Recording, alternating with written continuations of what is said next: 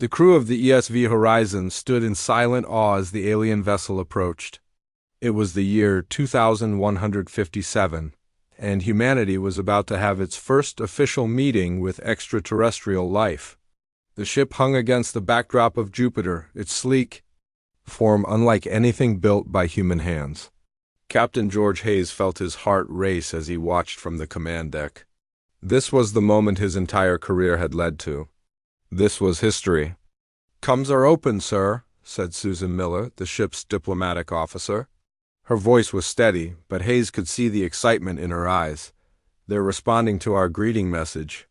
Hayes nodded and straightened his uniform. "Let's make a good first impression, people. Remember your training." The alien message came through their systems, translated by the advanced AI they had brought specifically for this mission. The voice was flat and artificial, but the words sent a wave of excitement through the crew. "Greetings, Earth vessel. We are representatives of the Galactic Council. We have been observing your system for some time. We wish to establish formal contact." For the next 6 hours, the Horizon's crew exchanged information with the alien ship. They learned it was a scout vessel from a species called the Traxians, one of many civilizations that formed the Galactic Council. The aliens shared limited information about their culture and technology, while Hayes provided basic details about Earth. Everything was going well until the Traxians requested a scan of the Horizon. "I don't see any harm in it," said Chief Engineer Alan Boyd. "They probably just want to assess our technological level." Hayes hesitated but agreed. It was meant to be a goodwill mission after all. Permission granted, but monitor what data. "They're collecting." The scan took less than a minute.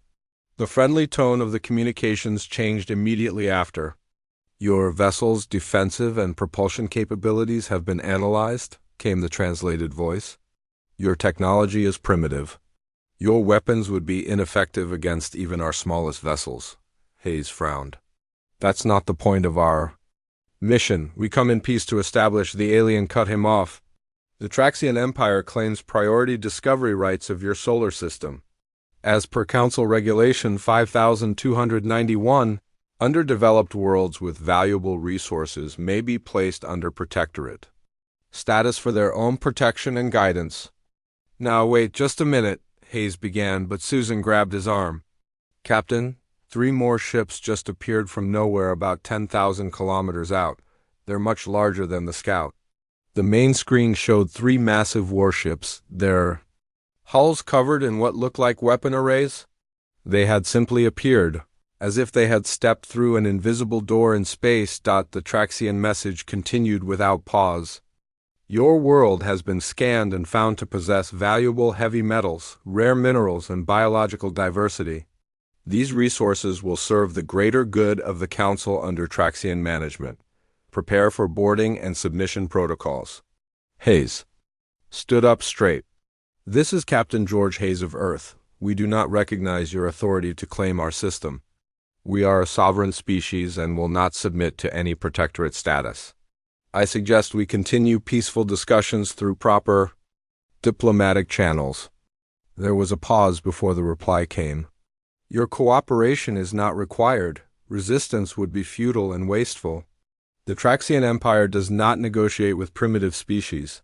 "Sir," called out the sensor officer, "they're powering up weapons systems." Hayes didn't hesitate. "Shields up. Evasive maneuvers. Send an emergency transmission to Earth." The Horizon was a scientific vessel with only basic defensive capabilities. It stood no chance against 1 alien warship, let alone 4. But Hayes would not surrender his ship or crew without a fight. "Emergency message away," called the communications officer. "Earth has received our first contact data and is..." The first blast hit before he could finish his sentence. The Horizon shuddered as its shields flared and failed almost instantly. "Hull breach on decks 3 through 7, shouted Boyd over the alarms. "We've lost engines." Hayes looked at the frightened faces of his crew. 342 men and women who had trained for years for peaceful first contact.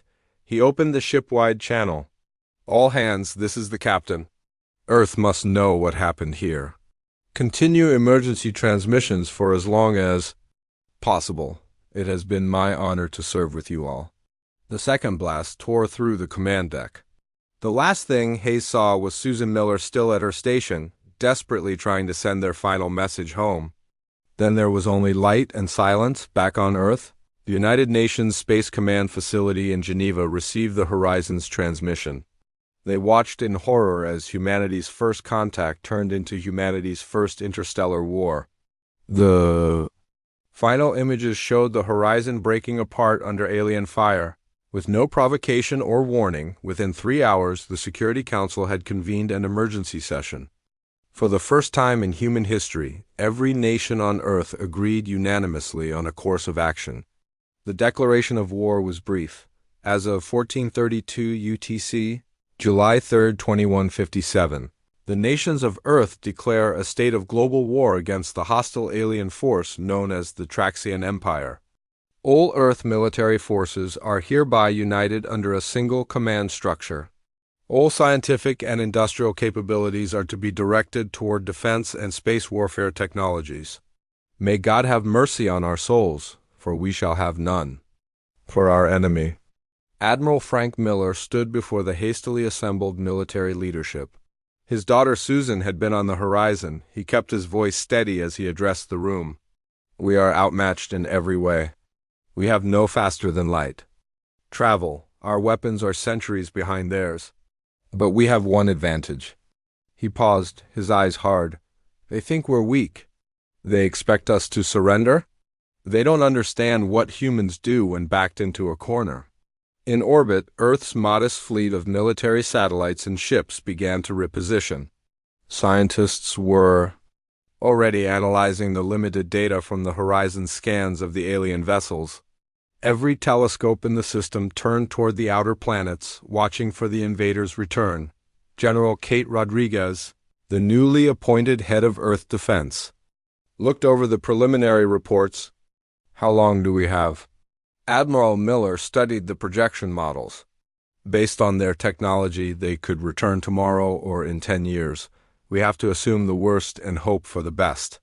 Then we have work to do, Rodriguez said, standing up. Humanity just received its wake-up call, and when those Traxians come back, they're going to wish they'd never heard of Earth. 10 years passed without any sign of the Traxians returning to Earth. People called it the Silent Decade, but there was nothing quiet about it. The entire planet worked together with a single goal, survival. Old enemies became allies overnight. Resources that once went to fighting each other now went to preparing for the real enemy among the stars. Admiral Paul Wright stood at the window of his office in the underground command center beneath the Rocky Mountains. He was in charge of the largest military buildup in human history. At 62 years old, he had never expected to lead humanity's defense against alien invaders. But here he was, watching as workers assembled yet another piece of equipment in the vast underground facility. Every day for 10 years, he had woken up wondering if today would be the day the Traxians returned. Admiral, Dr. Ramirez is here to see you, said his assistant over the intercom. Wright turned from the window. Send her in. Dr. Elizabeth Ramirez entered, carrying a tablet and looking like she hadn't slept in days. She probably hadn't. As the head of Earth's reverse engineering program, she led the team studying the alien technology recovered from Europa. After the destruction of the Horizon, Earth's automated defense systems had managed one lucky hit on a Traxian ship. The damaged vessel had crashed on Jupiter's moon, and retrieval teams had been working for years to understand the technology. I think we've done it, she said without greeting.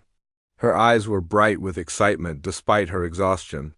The propulsion system works. Wright felt his heart rate increase.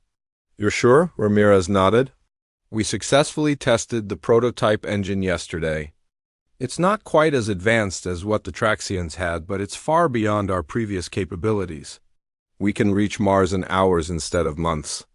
And the weapon system tests are also showing promise. Wright allowed himself a small smile. How soon until we can implement these in our ships? That's the good news.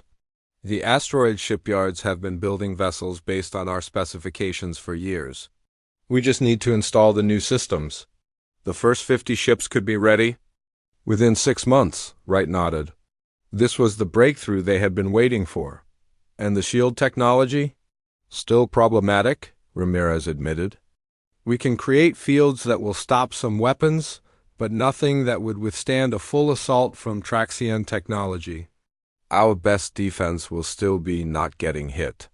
Then we better make sure we don't get hit, said a new voice from the doorway. Lavara Chun walked in, her uniform crisp despite the late hour. As Earth's chief military strategist, she had spent years developing tactics to fight an enemy with superior technology. Commander Shun, Wright greeted her. Dr. Ramirez was just sharing some good news about the propulsion systems. Shun nodded. I heard. And I've completed the battle simulations using the new parameters. We still lose in a direct confrontation, but with the right approach, we have a chance. She placed her own tablet on Wright's desk and brought up a series of diagrams. I call it the Red Protocol. It's unconventional, and some might call it ruthless, but it plays to our strengths. Wright studied the battle plans. Humans had been fighting each other for thousands of years. They understood war in ways that perhaps a species used to technological superiority did not. Chun's strategy used that understanding. This goes against standard military doctrine, Wright said slowly. It's more like guerrilla warfare than a proper space battle. Chun's face was grim. Proper battles are for equals. We're not their equals in technology. But we might be their superiors in adaptability and sheer determination. The ethics committee will have concerns, Ramirez pointed out. The ethics committee isn't tasked with species survival, Chun replied. I am. Wright continued to study the plans. The Red Protocol called for tactics that might be considered dishonorable in human warfare. But against an enemy that had destroyed their first contact ship without provocation, perhaps honor was a luxury they couldn't afford. I'll approve it, Wright said finally. Start training the crews immediately. The meeting was interrupted by the sudden blaring of alarms. A voice came over the facility-wide speakers. Alert Level 1.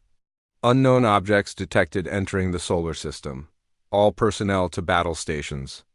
The three of them rushed to the command center, where dozens of officers were already monitoring screens showing the approaching signals. 27 vessels, reported the sensor officer. Matching the configuration of Traxian ships. They've just passed Neptune's orbit. Time to Earth? Wright demanded. At their current speed, 3 days? Wright looked at Chun and Ramirez. 10 years of preparation were about to be tested. Dr. Ramirez, how many ships do we have ready with? The new technology? 5 are fully operational. Another 12 have the engines, but not the weapons systems. It wasn't enough, but it would have to do. Wright turned to the communications officer. Send the signal to Commander Russell at Lunar Base. Tell him to prepare the Defiance and her sister ships for immediate deployment. Initiate the Red Protocol. As the officer relayed the commands, Wright thought about the men and women who would soon face humanity's first space battle. Commander John Russell had been selected years ago to lead this mission. His ship, the UES Defiance, carried Earth's best hope. Chun stood beside Wright, her face showing no emotion. The Traxians are moving faster than we predicted. They must be confident after their easy victory 10 years ago. Then let's show them that humanity learns from its mistakes, Wright replied. Old defense grid stations, prepare for possible engagement. Evacuation plans for major cities are to begin immediately. Across Earth, people looked up at the sky, wondering if these would be their final days. But underground, in bases and bunkers, those who had prepared for this moment readied themselves for the fight. The UES Defiance and 4 other ships powered up their engines on the far side of the moon, hidden from the approaching enemy. Commander John Russell addressed his crew from the bridge of the Defiance. 10 years ago, they came to our home and killed our people without warning or mercy. Today, we show them that was the biggest mistake they ever made. Today, we fight not just for ourselves, but for the right of humanity to exist among the stars. The 5 ships moved into position, their new engines glowing with power derived from alien technology. They waited in the shadow of the moon as the Traxian fleet approached Earth, ready to spring a trap a decade in the making. The Traxian ships moved through space with confidence as they approached Earth orbit. Their formation was loose and casual, a clear sign they expected no resistance. 10 years ago they had destroyed a single Earth vessel with ease. Now they returned. With 27 ships, a small colonization fleet they deemed more than sufficient for claiming this primitive world. Commander John Russell watched them on the main screen of the UES Defiance. He and his crew had trained for this moment for years. Hidden behind the moon along with 4 other ships, they waited for the perfect moment to strike. "All ships report ready, Commander," said his first officer, Lisa Green. Her voice was steady, but Russell could see the tension in her shoulders. Russell nodded. "Weapons status?" "All systems green," replied Weapons Officer Ben Harper. The new railguns are charged and targeting systems are locked on the lead Traxian vessel. Russell took a deep breath. Everything they had worked for came down to this moment. If they failed here, Earth would fall. He opened a channel to the other 4 ships waiting with them. "This is Russell. Remember your training? Remember the Red Protocol? These aliens came to our home expecting surrender. Let's show them what happens when you threaten humanity." He closed the channel and turned to his pilot. "Lieutenant Warren, take us out." Full speed. The 5 Earth ships emerged from behind the moon, engines glowing with power based on the very technology the Traxians had used against them. They moved faster than any human vessel had moved before, accelerating directly toward the alien fleet. The element of surprise was complete. The Traxians had not expected any resistance, let alone ships that could move like theirs. Weapons range. "In 30 seconds, Harper called out. Russell watched the distance counter drop. "All ships, execute pattern Alpha, target their flagship. Concentrate all fire on their command section." The 5 human ships spread out in a practiced formation. On the main screen, Russell could see the Traxian vessels beginning to react, but they were slow. They had grown lazy in their technological superiority. "Fire!" Russell ordered when they reached optimal range. All 5 Earth vessels fired simultaneously. The new weapons, based on principles learned from studying the Traxian wreckage, tore through the alien flagship's hull before its shields could fully activate. The massive ship shuddered as explosions rippled across its surface. "Direct hit?" Harper reported, a note of surprise in his voice. Their shields were still powering up. "They didn't expect us to have weapons that could hurt them," Russell said. "Press the advantage." All ships continue attack pattern. The Earth vessels split up, each targeting a different Traxian ship. The aliens were finally responding, their weapons powering up and shields activating. But the human ships were already changing course, moving in unpredictable patterns just as Chen's Red Protocol had specified. "Evasive pattern Delta," Russell ordered as the first alien energy beams reached for them. The Defiance rolled and changed direction, the beam missing by meters. "They still outgun us." "Don't let them get a lock." The battle spread across Earth's orbit. The human ships were faster and more agile, but the Traxian vessels had stronger weapons and shields. It would have been an uneven fight if not for Laverchon's unconventional strategy. Instead of trying to match the aliens in firepower, the Earth ships used Earth's gravity well as a weapon. UES Valiant reports successful deployment of minefield in Sector 7, Green reported. Russell nodded. "Lure the targets toward it." 2 Earth ships, including the Defiance, began a fighting retreat toward the hidden field of nuclear mines. 3 Traxian vessels followed, confident in their superior firepower. They never saw the danger until it was too late. The mines detonated, in sequence overwhelming the alien shields with sheer explosive force. "2 enemy ships destroyed," Green called out. "The 3rd is heavily damaged." Russell allowed himself a moment of satisfaction. The Red Protocol was working. The Traxians had never needed to develop the kind of vicious survival instinct that Earth's long history of warfare had bred into humans. They relied on technology rather than tactics. "Sir, the remaining enemy vessels are forming up." "They're adapting to our strategy," Harper warned. "As expected," Russell replied. "Initiate Phase 2. The Earth ships regrouped and then split again, this time attacking from multiple vectors. The space around Earth lit up with weapons fire. One human vessel, the UES Courage, took a direct hit and spun out of control. "Courage is hit bad," Green reported. "Captain Riley reports they've lost engines and life support is failing." Russell's jaw tightened. "Order them to execute their final protocol." The damaged Earthship changed course directly toward the largest remaining Traxion vessel. With its remaining power, it accelerated to maximum speed. The alien ship tried to evade, but the Courage was too fast and too determined. The impact tore through both vessels, destroying them in a massive explosion. "Courage is gone," Green said quietly. Taking 4 Traxion ships with them, Russell had no time to mourn. "Continue the attack. Don't let up." The battle raged for another hour. Earth's orbital defense platforms, hidden until now, revealed themselves and joined the fight. They were primitive compared to the alien technology, but they added their firepower to the assault. More Traxion ships fell. The remaining Earth vessels took damage but continued fighting with ruthless efficiency. Finally, after losing 22 ships, the 5 remaining Traxion vessels began to retreat. Their hulls were scorched and systems failing. They had come, expecting an easy conquest, and found instead a nightmare. "They're running," Harper said, disbelief in his voice. "Let them go," Russell ordered. "But send them a message first."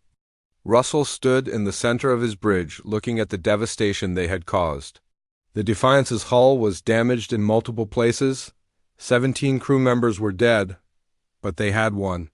"This is Commander John Russell of Earth," he said, recording a message to be broadcast to the retreating aliens. "You came to our world uninvited. You killed our people without provocation. Remember what happened here today. And tell your leaders one thing. We are coming." As the Traxion ships limped away, Russell looked at the damage reports coming in. The Defiance's once pristine white hull was now scorched and stained with a strange red residue where Traxion weapons had impacted. The same red marked all the surviving Earthships.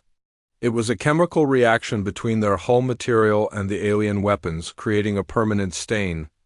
"Sir," Green said, "Admiral Wright is requesting a report."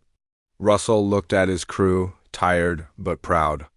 They had defended their home against impossible odds. But Russell knew this was just the beginning. "Tell the Admiral the defense was successful," he replied, "and tell him to prepare for Phase 3, the counterattack." Earth did not wait for the Traxians to return with a larger force. 6 months after the Battle of Earth Orbit, Admiral Wright stood before the United Earth government to present the next phase of their strategy. The room was filled with leaders from every nation, all united by the common threat from space.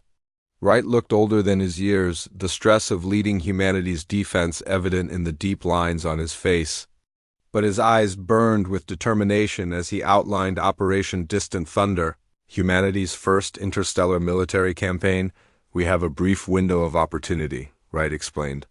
"The Traxian Empire will not expect us to have faster than light capability so soon. Their survivors will still be making their way home. We must strike before they can gather a proper response force." The plan was approved unanimously. The fleet, now numbering 100 vessels built in the hidden asteroid shipyards, was ready. Each ship carried weapons and engines based on Traxion technology improved upon by Earth scientists. Admiral Wright had chosen John Russell, newly promoted to admiral, to lead the fleet.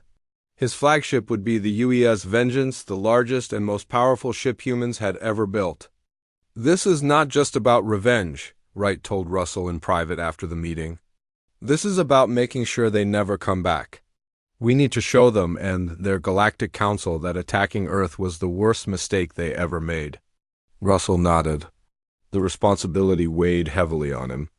"The jump drive is still experimental. Dr. Ramirez says there's a chance some ships might not make it." "It's a risk we have to take," Wright replied. "We can't defend Earth forever. We need to take the fight to them." 2 weeks later, the Earth fleet assembled at the edge of the solar system. The ships were arranged in attack formation, their hulls still bearing the red stains from the previous battle. Engineers had tried to remove the discoloration, but it had bonded at a molecular level with the hull material. In the end, they decided to leave it. The red-stained hulls had become a symbol of humanity's resolve. Before the main fleet departed, a smaller, faster ship moved ahead. The UES Shadow, commanded by Captain Maria Foster, was designed for stealth reconnaissance.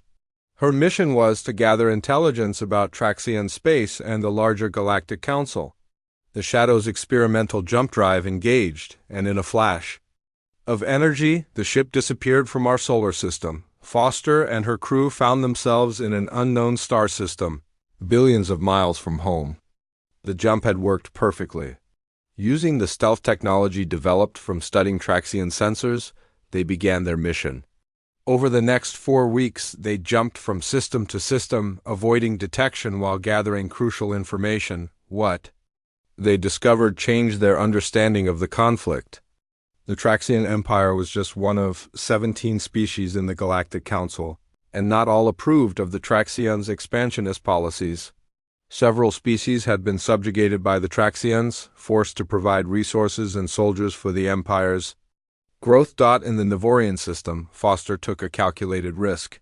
Instead of remaining hidden, she initiated contact with the local government. The Navorians had suffered under Traxian rule for generations.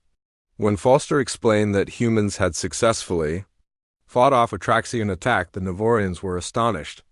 "No species has ever defeated a Traxian fleet," said Navorian First Minister Kaleem. His large eyes blinked rapidly in what Foster's cultural expert identified as excitement. "Your people must be formidable warriors." "We fight to survive," Foster replied simply. "And we would welcome allies who share our desire for freedom." A partnership was formed. The Navorians provided detailed information about council space, defense systems, and political structures. In return, Foster promised that when the human fleet arrived, they would help liberate the Navorian homeworld from Traxian control, armed. With this intelligence, Foster sent an encrypted message back to Earth using a communication method the Navorians had shown her. It would arrive long before she could return herself. The message contained everything Admiral Russell would need to plan his attack. Back at the edge of the solar system, Russell received Foster's data. He gathered his ship commanders to revise their strategy based on the new information. The original plan had been to attack Traxian military bases directly. Now they had a more nuanced approach. "We'll start with these 12 systems," Russell explained, highlighting star systems on the tactical display. "Each one contains a major Traxian military installation, but we'll also make contact with these potential allies." He indicated 4 other systems, including the Navorian homeworld. This is no longer just about making the Traxians pay. It's about reshaping the power structure of this part of the galaxy.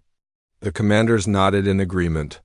What had begun as a defensive war had evolved into something larger. Humanity's entrance onto the galactic stage. The fleet made its first jump a week later.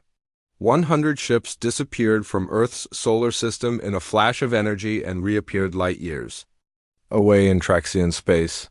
3 ships were lost in transit, their jump drives failing catastrophically. It was a painful loss, but better than Dr. Ramirez had predicted. Their first target was a Traxian military outpost in a system the Navorians had identified as lightly defended. The attack was swift and decisive. The Earthships appeared without warning, their red-stained hulls catching the light of an alien sun as they descended on the unprepared Traxian forces. The battle lasted less than an hour. The Traxian ships were caught in orbit, their defenses not even powered up. The Earth fleet destroyed them all, then bombarded the surface installations from orbit. No warnings were given. No mercy was shown, just as the Traxians had done to the ESV Horizon years before. As the last Traxian installation fell silent, Russell sent a message to his fleet. "First objective complete. Prepare for jump to the next target." Over the next 3 months, the pattern repeated across 12 star systems. The Earth fleet would appear, destroy all Traxian military presence, and disappear before reinforcements could arrive. Each victory added more red stains to their hulls as Traxian weapons fire reacted with the ship materials. In 4 systems, they made contact with species oppressed by the Traxians. Like the Navorians, these races were eager to ally with anyone who could help them break free from Traxian control. With each new ally, Earth gained more intelligence and support. Reports spread throughout Council space of the red-hulled human ships that appeared from nowhere, destroyed their targets with ruthless efficiency, and vanished before anyone could respond. The Traxian Empire found itself under attack on multiple fronts as subject species rose up in revolt. Inspired by the human success, the Galactic Council called an emergency session. For the first time in centuries, the Traxian representative faced open criticism from other council members. The unprovoked attack on Earth had led to this crisis, they argued. The humans were only defending themselves. As the political debate raged, Admiral Russell gathered his fleet for their most ambitious operation yet. Their target, Nexus Station, the seat of the Galactic Council itself. 3 years after Operation Distant Thunder began, Earth's fleet approached Nexus Station. The massive space station hung in the neutral territory between the territories of the 17 Council species. It was here that the galactic powers met to resolve disputes and manage interstellar affairs. Admiral Russell stood on the bridge of the UES Vengeance, looking at the enormous structure on the main screen. The fleet had grown to 200 ships now, with vessels contributed by their new allies. But it was the Earth ships that led the formation, their hulls stained a deep crimson from countless battles. "All ships in position, Admiral," reported his first officer, Lisa Green, now a captain. She had served with Russell since the first battle at Earth. Russell nodded. "Open a channel to the station." The communications officer worked his console. "Channel open, sir." Russell straightened his uniform. This moment would define humanity's place in the galaxy for generations to come. "This is Admiral John Russell of the United Earth Fleet. We request permission to dock and address the Galactic Council." There was a long pause before the reply came. "Earth vessels, this is Nexus Control. The Council is currently in emergency session regarding your activities in Council space. Your request is being considered." Russell waited patiently. His fleet had the firepower to take the station by force if necessary, but that wasn't the plan. They had come to make a statement, not start another war. After several minutes, the station responded again. "Permission granted for 1 ship to dock. You may bring a small delegation to address the Council." Russell turned to his staff. "Captain Barnes, you'll represent us in the Council chambers. Take 2 Marines as escort." Daniel Barnes nodded. He had been chosen months ago for this role. As one of Earth's most skilled diplomats, he had studied everything they knew about Council protocols and species. "Yes, sir." "What are my parameters?" "Make them understand," Russell said simply. "We didn't start this war, but we damn well finished it." The UES Vengeance docked with Nexus Station an hour later. Captain Barnes, accompanied by 2 Marines in full combat armor, made his way through the station's corridors. Aliens of various species moved aside, staring at the humans with expressions ranging from curiosity to fear. The red-stained uniforms of the Earth forces had become known throughout Council space. The Council chambers were a vast circular room with 17 raised platforms arranged in a ring. Each platform held the representatives of a Council species. In the center was a speaking floor where petitioners could address the Council. Barnes and his escorts were led to this central position. The chamber fell silent as the humans entered. Some representatives visibly recoiled at the sight of them. Others leaned forward with interest. The Traxian representative, a tall being with gray skin and 4 arms, stood immediately. "This is an outrage," the Traxian declared. "These creatures have committed acts of war against the Traxian Empire. They should be arrested, not given a platform to speak." The Navorian representative, standing on another platform, responded quickly. "The humans are here at our invitation as well. They have liberated 4 oppressed worlds from illegal Traxian occupation. They deserve to be heard." The Council leader, a member of an ancient species called the Voth, raised a hand for silence. "We will hear the human representative." That is the purpose of this council? Barnes stepped forward. He carried no weapons, but his presence commanded attention. Honorable representatives of the Galactic Council, I am Captain Daniel Barnes of Earth. 3 years ago, a Traxian fleet entered our solar system and destroyed one of our ships without provocation, killing all aboard. When we defended ourselves against a second attack, we discovered that the Traxian Empire had been violating Council laws throughout this sector of space. He activated a holographic display he had brought with him. It showed the destruction of the ESV Horizon, the first contact ship. The council members watched in silence as the unprovoked attack played out before them. The Traxian representative claims we committed acts of war, Barnes continued. But it was the Traxian Empire that fired the first shot. It was the Traxian Empire that attempted to claim our world as a protectorate without consent. It was the Traxian Empire that has been doing the same to dozens of other worlds in direct violation of council regulations. The chamber erupted in voices as multiple representatives began speaking at once. The Traxian representative shouted the loudest, denying the accusations.